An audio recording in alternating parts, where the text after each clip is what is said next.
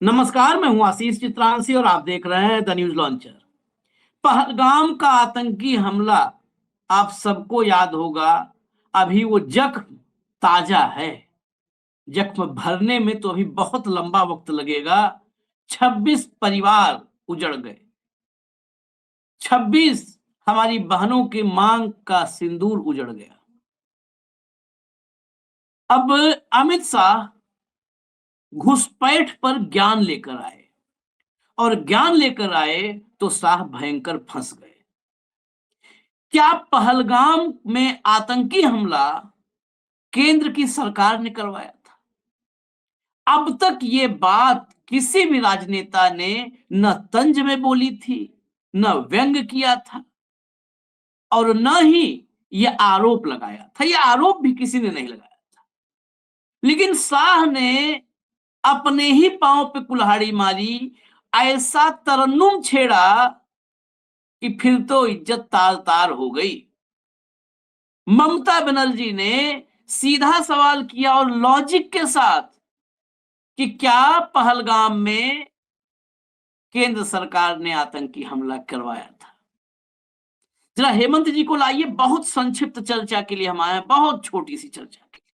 मैं बस दो खबरें आपको दिखाऊंगा और ममता बनर्जी को सुनवाऊंगा। बंगाली में बोल रही हैं, बांग्ला में, लेकिन फिर मैं बार बार कहता हूं, भाषा पर भाव भारी होता है, तो भाव से ही भाषा समझ में आ जाएगी आपको।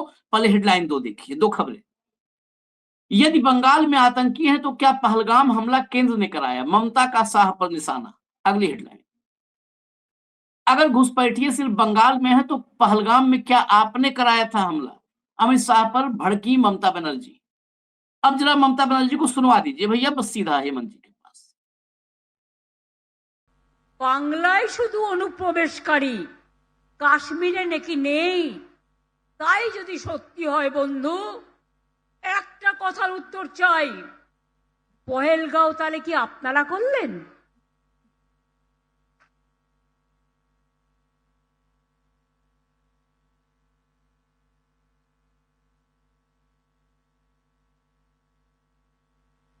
দিল্লিতে কিছুদিন আগে যে ঘটনা ঘটে গেল, অনুপ্রবেশকারী বাংলা ছাড়া কোথাও নেই, তাহলে কি আপনারা করলেন? যত দোষ বাংলা, এই রাজনৈতিক হ্যাংলা। मैंने कहा ना कि हो सकता है भाषा अवरोध पैदा करे, लेकिन समझ में आ गया कि पहलगाम क्या आपने करवाया था? हेमंत भाई, मुझे ये पहलगाम हमले से पहले की भी बात करें, पुलवामा को भी लेकर बहुत सारे सवाल थे, लेकिन ये सवाल पहली बार किसी ने किया है खुलकर कि आपने हमला करवाया क्या, और उसके पीछे का लॉजिक उनका अपने तरफ से नहीं लाया था। जो अमित शाह ने कहा था, वो कहते हैं ना कि एक रद्दा ऊपर रख देना, बस एक रद्दा एक्स्ट्रा रख दिया और कुछ नहीं कहा है ममता बनर्जी ने।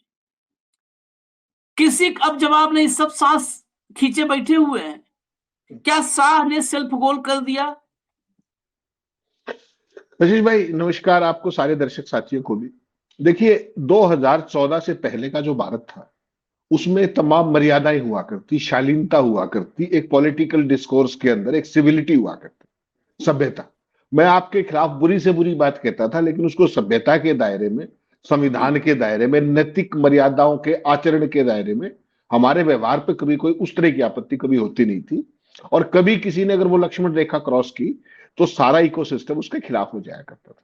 ध्यान होगा आपको, ये पूरी बात, आप पुराने आदमी। अब जो नया दौर आया है ये गुजरातियों का, ये गुजरातियों ने क्या किया है, बेसिकली पब्लिक डिस्कोर्स का कोई लेवल छोड़ा नहीं, कोई भी लेवल नहीं छोड़ा है। और उसका आप एक उदाहरण देखिए। आप इस देश के गृह मंत्री हैं, मैं बहुत ही मेरिट पे बात कर रहा हूं, बहुत संक्षिप्त, straight to the point, no लफाजी। आप इस देश के गृह मंत्री हैं, प्रधानमंत्री के बाद नंबर 2 पे आते हैं। लॉ एंड ऑर्डर आपका सब्जेक्ट है, घुसपैठ आपकी जिम्मेदारी, सब कुछ आपकी जिम्मेदारी। आप किसी संवैधानिक तौर पर चुने हुए मुख्यमंत्री जिसने संविधान की शपथ ली है भारत के, उसके ऊपर उसके राज्य की राजधानी में बैठ करके क्या कह रहे हैं कि आप घुसपैठियों को बसा रहे हैं। ठीक, कोई भी व्यक्ति इससे उद्वेलित होगा या नहीं होगा, आप बताइए। मैं घुसपैठिए तभी बसा सकता हूं, चलो मैं बसा रहा हूं घुसपैठिए, मैं घुसपैठिए तभी बसा रहा हूं ना जब आपने आड़े दिए वो। हम्म, तो पहली नाकामी किसकी है? हम्म, इनको इस बात से कोई मतलब नहीं। ये सारी शुरुआत आशीष भाई प्रधानमंत्री से होती है। हम्म, वो कोई भी ऐसा शब्द जो मर्यादा की डिक्शनरी के अंदर आपत्तिजनक ना हो, मुझे बता दीजिए उन्होंने 2013 से लेकर आज तक किसी के खिलाफ प्रयोग ना किया हो। हम्म, प्रधानमंत्री के बाद गृह मंत्री, ये दो टॉप पोस्ट होती है इस देश की। ठीक। हम्म, और प्रधानमंत्री तो एक तरीके से सही मायने में राजनीति में देश का अभिभावक होता है, चाहे वो किसी भी राजनीतिक दल का हो, वो किसी पॉलिटिकल पार्टी का रिप्रेजेंटेटिव नहीं होता। हम्म, इन्होंने पब्लिक डिस्कोर्स में जाके क्या किया आशीष भाई, किसी भी राज्य में जाते हैं, अगर अपना मुख्यमंत्री है तो वो तो जो पर्ची वाले मुख्यमंत्री, क्योंकि इनका चुना हुआ तो कोई है नहीं, एक भी, सारे पर्ची वाले हैं, तो वो जितने भी हैं वो तो सारे विकास पुरुष, डबल इंजन के लोको पायलट, वो तो पता नहीं क्या क्या है। ठीक। और अगर कोई भी विपक्ष का कद्दावर नेता है, कोई भी हो चाहे कोई भी, इतने बड़े बड़े नेता है देश में, उन सबको ये जलील करने तक की नौबत पे आते हैं। जो शब्द प्रयोग आपको याद है ममता बनर्जी के बारे में क्या कहा था प्रधानमंत्री ने? दीदी ओ दीदी।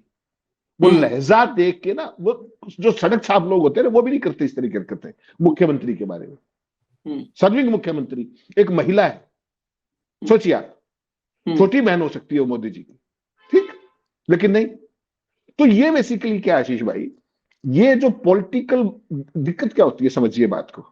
आपने सारी तमाम पॉलिटिकल रैलियां भी की हैं दुनिया भर की, हम तो सारी उम्र हमारी तो बीती इसी में गई। हमेशा क्या होता था कि मैं आपके राज्य में आया, मुद्दों पर बात की, मुद्दों की मांग की, भाई ये कमजोरियां है, ये हम करेंगे, ये सारा है, ये इनकी माइनस है, ये हमारा प्लस है, दैट्स ऑल। इन्होंने क्या डिस्कोर्स किया है कि इस देश के लिए जो भी सबरी समस्याएं हैं ना, उनके लिए जिम्मेदार या तो नेहरू है या कांग्रेस है। 11.5 साल से तुम क्या हो उसका कोई जवाबदेही है नहीं किस तरीके की। अपोजिशन का सीएम इनको दुश्मन दिखता है। जो मैं आपको बार बार एक बात कहता हूं, आज फिर कहता हूं, राजनीति जो है वो एक स्वस्थ प्रतिस्पर्धा की चीज है, शत्रुता की चीज कभी नहीं है। ठीक।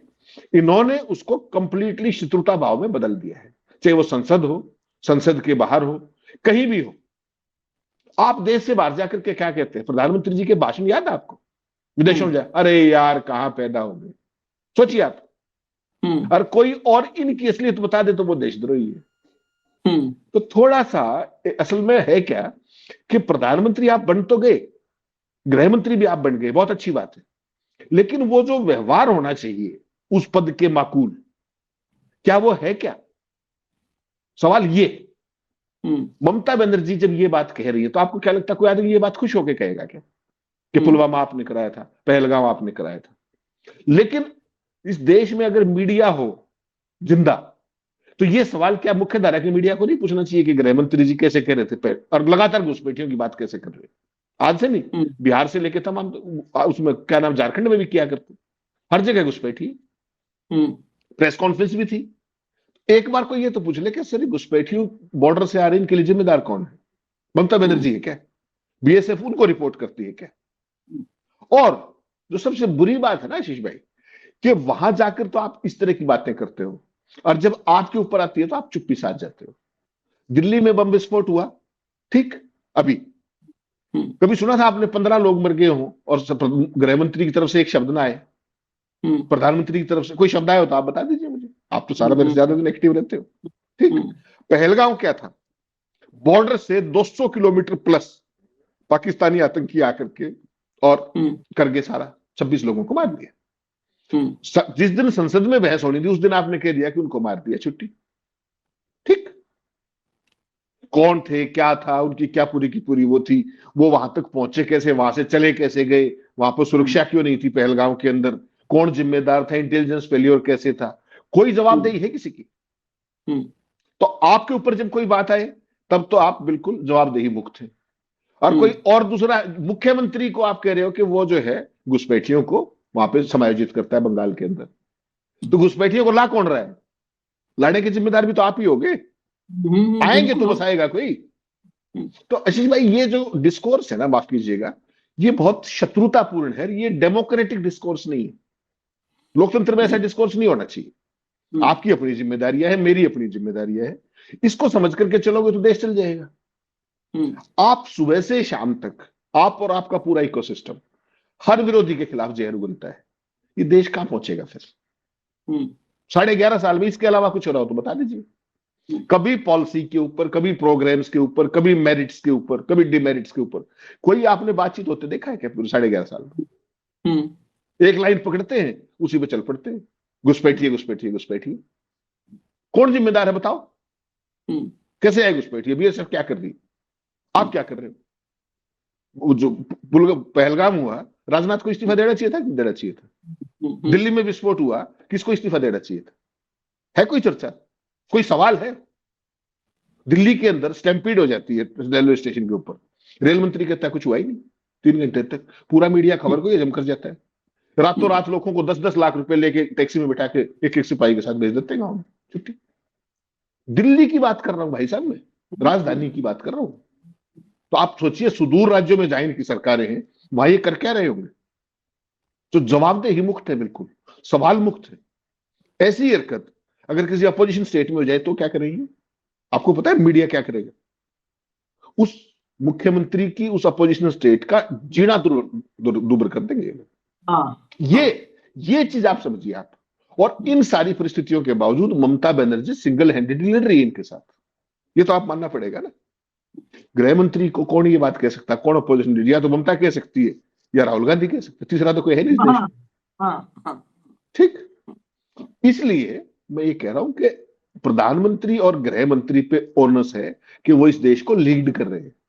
और जो हमारी जो परंपरा चली आ रही ना कि स्वस्थ राजनीतिक स्पर्धा की, उस पे आ जाए तो ज्यादा बेहतर रहेगा। वरना समझिए क्या बात है, आपको एक बात याद है, मैं वैसे याद दिला रहा हूं आपको, जब ये पार्लियामेंट अटैक हुआ था 2001 में, याद है? सोनिया गांधी ने अटल जी को फोन करके पूछा कि आप ठीक हैं?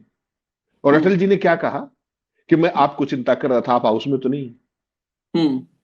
ठीक, इतनी सब होने के बावजूद भी एक ये शालीनता की मर्यादा थी, याद होगा आपको। और आज क्या परिस्थितियां हैं? एक घर को सब छोड़ दिया करते, इन्होंने कोई नहीं छोड़ा, कोई नहीं छोड़ा। सोनिया गांधी को बुला लो, 4 दिन तक ईडी में बिठाए रखो। राहुल गांधी को बिठा लो, 7 दिन तक ईडी में बिठाए रखो, कोई नहीं बख्शना। आप चले जाओगे, कोई बात नहीं, आप तो लीडर हो, चले जाओगे। जो आपकी पार्टी की सेकंड लाइन और थर्ड लाइन है, उनके लिए क्या छोड़ के जा रहे हो आप? क्या बढ़ेगी उनके साथ? और कल को सत्ता परिवर्तन होगा तो आपके साथ क्या बढ़ेगी, ये सोचा कभी? और ये देश का क्या होगा? तो इस देश की जो बीच में थोड़ा सा रोकने का मन हुआ। आपने कल को सत्ता परिवर्तन होगा तो क्या होगा, आपने कभी सोचा है? यही सोच करके तो ज्ञानेश कुमार जैसे लोगों को लाया गया है, यही सोचकर कि सत्ता परिवर्तन ना होने पाए। सत्ता परिवर्तन नहीं होने देना है इस देश में। जिस दिशा में हम जा रहे हैं, आप ही कई बार कहते हो ना कि 1 नेशन 1 लीडर की तरफ हम बढ़ चुके हैं, तो कहां पे सत्ता परिवर्तन की बात? बेसिकली सत्ता परिवर्तन न हो, अब यही सबसे बड़ा टास्क है इनके पास, दोनों के पास सबसे बड़ा टास्क, सत्ता परिवर्तन न हो। और सत्ता परिवर्तन न हो जब यह बात किसी व्यक्ति के अस्तित्व से जुड़ जाती है कि सत्ता परिवर्तन होगा तो अस्तित्व हमारा क्या होगा या हमारे साथ क्या होगा, तब आप समझ लीजिए फिर ये फेज बहुत खतरनाक होता है। फिर तो सत्ता परिवर्तन ना हो, इसके लिए आदमी किसी भी सीमा तक जा सकता है ना। तो उन्हीं सीमाओं तक क्या नहीं जा रहे हैं अभी लोग? नहीं आशीष भाई, मैं आपको फिर एक इतिहास की बात बताता हूं। इतिहासकार में नहीं, मुझसे ज्यादा बेहतर पढ़े लिखे इतिहासकार आप। सत्ता कभी किसी की गुलाम और दासी नहीं हुआ करती, ये ध्यान रखिएगा। आपने इस लोकतंत्र का चाहे जो बना दिया हो, चाहे जो, मैं बहुत जिम्मेदारी के साथ कह रहा हूं क्योंकि इलेक्शन कमीशन मैंने लंबे समय तक कवर किया है, देखा है, तमाम चुनाव आयुक्तों को, मुख्य चुनाव आयुक्तों को मैं जानता हूं, उनकी कार्यशैली, पूरे का सारा सिस्टम। आप अगर ये सोच रहे हैं कि ज्ञानेश गुप्ता आपको सदा सत्ता में कायम रख पाएगा, तो आप बहुत बड़ी गलतफहमी के शिकार, बहुत बड़ी गलतफहमी के शिकार। ठीक, सारा देश देख रहा है हरियाणा में सत्ता कैसे आई, मध्य प्रदेश में कैसे आई, राजस्थान, क्या नाम है अपने, महाराष्ट्र में 90% स्ट्राइक रेट कैसा आया, बिहार में कैसा, सारा देश देख रहा है। कोई लंबी चौड़ी बात नहीं है। बहुत सारे साथी कहने लगे 10,000 में वोट बेच दी और बेच दी। 10,000 में सबने वोट नहीं बेची भाई साहब, बहुत सारे लोग मेरे आप जैसे एनआरडी भी होंगे, ऐसी बात नहीं। मैं केवल ये कह रहा हूं, सत्ता किसी की लोकतंत्र में दासी नहीं हुआ करती, हो ही नहीं सकती। और एक ऐतिहासिक उदाहरण में जाएंगे तो रावण के यहां तो उन्होंने तो मौत को काबू कर रखा था, सब कुछ कर रखा था। ठीक, क्या बनी? उससे बड़े तो नहीं हो ना आप, या हो? तो उसके बावजूद, अच्छा वो तो एक छत्र था, नहीं, बात उसको तो कोई चुनाव नहीं लड़ना था। आप ये कैसे निष्कर्ष पे पहुंचे कि बड़े नहीं है? नहीं, वो उनका दावा मैं वही बात आपको कह रहा हूं कि आपको जब तक सत्ता में, जब तक आपका क्या सोचना है कि जब तक आप हैं आप सत्ता में बने रहे, यही सोच रहे हैं, इसके अलावा तो कुछ नहीं। ये दोनों, हाँ। पहले मोदी जी, उसके बाद अमित शाह जी। यहां पर इस दुनिया के, इस नश्वर संसार के अंदर किसी भी व्यक्ति की एक बायोलॉजिकल लाइफ तो है ना, हालांकि वो नॉन बायोलॉजिकल है, लेकिन बायोलॉजिकल लाइफ तो फिर भी है। तो मेरा जो कहने का सबब आशीष भाई ये है, मैं इशारों में आपको कई बार बताया मैंने कि एक ऐसी पार्टी जर्मनी में हुआ करती, और ऐसा ही एक विश्व विजेता घूमता था वहां पे, उसका भी डंका ही बजता था। जिस दिन उस भाई का समापन हुआ, उसके बाद उस पार्टी का कोई सदस्य मिला हो तो मुझे नाम बता दे। अरे उस पार्टी पार्टी का कोई सदस्य नाम लेवा, उस पार्टी का नाम लेवा बचाओ, कोई भैया, पदाधिकारी मिला हो। फोटो खोज के दिखा दो कोई। हाँ, और उस देश के अंदर, यूरोप के उस देश के अंदर, उस व्यक्ति का अगर आप नाम ले दो ना आज, हम्म, तो मुकदमा दर्ज हो जाता है भाई साहब, याद रखिएगा इस बात को। ठीक, आप उस स्टेज तक क्यों जा रहे हो? आज न्यूयॉर्क टाइम्स के इंटरव्यू में क्या लिखा हुआ था, मैं हैरान रह गया। विदेशी जर्नलिस्ट भारत की सरकार के बारे में, भारत की एनजीओ के बारे में लिख रहे हैं कि इन लोगों की मूल विचारधारा 1930 1940 के यूरोप की फास्टिस्ट विचारधारा से प्रभावित है। आप सोचिए उस व्यक्ति ने क्या रिसर्च की होगी, और पूरा इकोसिस्टम, कोई और कह दे तो जान ले लेते उसकी अब तक। ये पूरा इकोसिस्टम सुन्न पड़ा है, बिल्कुल कहीं कोई कुछ नहीं है, बिल्कुल हजम, ना कोई बात हुई ना आई गई हुई।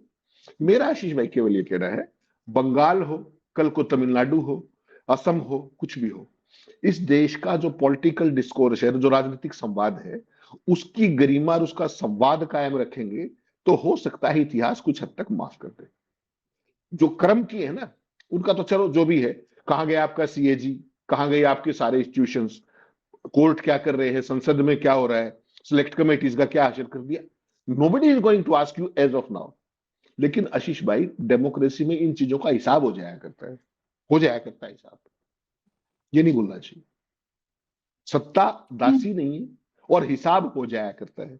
जो आज आपके सामने पूछ हिलाते हैं ना, कल वही सारे कागज आपके दे देंगे, ये ध्यान रख लीजिएगा इस बात का। कागज वही देते हैं, क्योंकि उनको अगले सिस्टम के अंदर एडजस्ट होना होता है, ये ध्यान रखिए, मैंने बहुत करीब से देखा है। हाँ आपने हाँ देखा है? हाँ, आपने अभी सब एक आपके एक मित्र थे प्रसार भारती में, अभी छोड़ के चले गए, वो कई दिन से चर्चा में है। वो उत्तर प्रदेश की 3 3 सरकारों के सबसे प्रिय अधिकारी थे। तो कैसे थे वो भाई? या तो मैं आपका प्रिय हो सकता हूं, या दूसरे का, या तीसरे, तीनों नहीं नहीं, कंपटीटरों का प्रिय मैं कैसे हो सकता हूं भाई? इसके लाइन में बता दूं, टोपी ट्रांसफर सबने सुना है ना? ये टोपी ट्रांसफर के बजाय फाइल ट्रांसफर के जरिए थे। हाँ, तो आपकी भी तो कोई फाइल ट्रांसफर कर देगा भाई साहब, या नहीं कर हाँ देगा? बिल्कुल। तो आपकी फाइल ट्रांसफर हुई तो क्या होगा? हाँ, उस दिन से डरिएगा।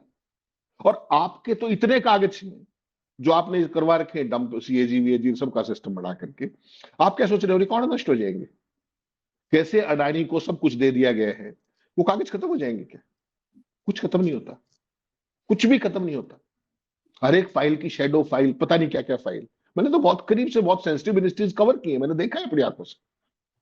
आप तो क्या कहा करते हैं सुप्रीम कोर्ट में कि राफेल की फाइल गुम हो गई, 2 घंटे बाद कहते नहीं नहीं गुम नहीं हुई।